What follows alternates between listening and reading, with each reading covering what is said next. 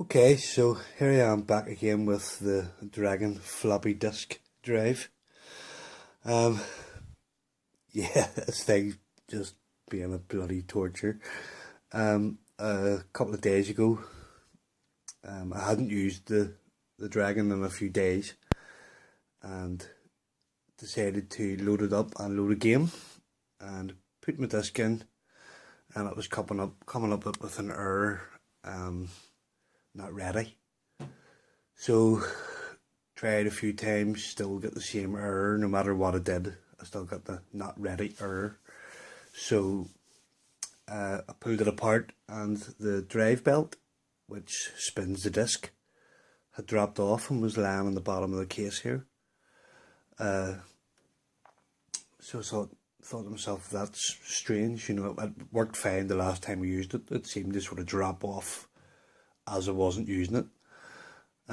So I put the belt back on and it was working fine, and same scenario, I left it for a day or two and turned it on there tonight, and I was getting the not ready error.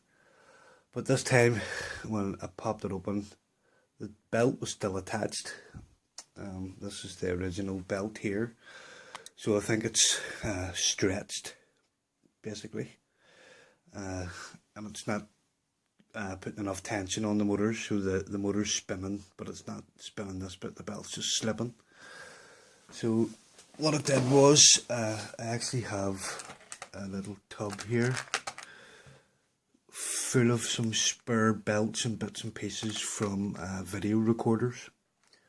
So luckily one of the belts that I had in there is a flat belt, same sort of style as the original here. You can see how thin that is, if the camera would like to focus. Yeah, it's like, I don't know, a mil, maybe not even a mil thick. Yeah, so this belt's stretched beyond its capacity. So this belt is slightly too thick. If you can see, it's not a bad fit really, I suppose, but it's probably twice as thick as this original one. So what I actually did was I cut it. It was too long. So if you can see the join there, yeah, I think that's as good as the focus is going to get. Yeah, just there in the middle is the join, just here. I cut it and I used super glue.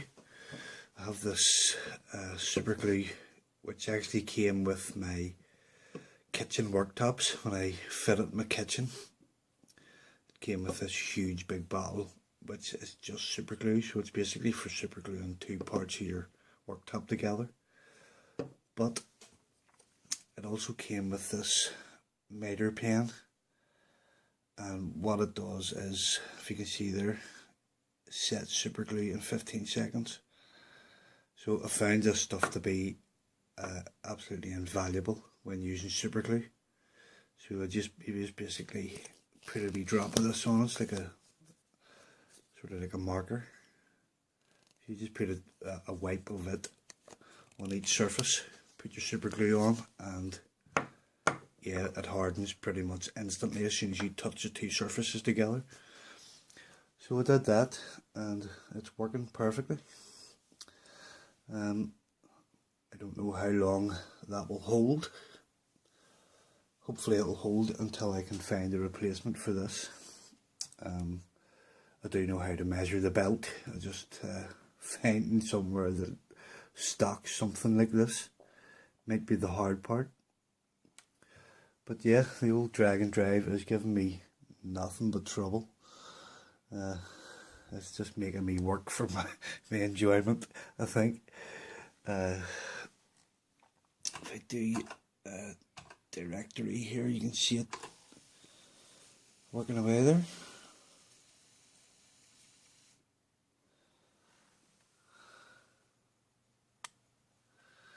And I can load again, no problem. It's like I said, it's working fine. So I don't know whether to do the same thing with this belt, you know, actually to cut it. Cutting it will make it easier to measure, because belts are, if when you're ordering a new belt, they're measured by their circumference. So basically if you snip the belt and lay it out flat along the ruler, that is how long of belt you need to order. For an old belt like this, you need to subtract sort of about 10% to allow for stretching. But that's how they're measured. They're not measured like that. They're measured for their total length. So if I snip that and measure it, and then I can cut a wee bit out of it and glue it back together again. But I'll just leave that one on it for now. Yeah, it's doing the job. So if it's doing the job, we'll just leave it alone there, I think.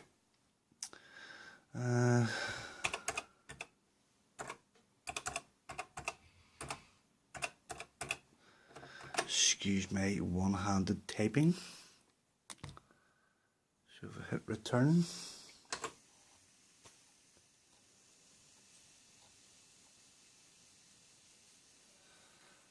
that's it loaded.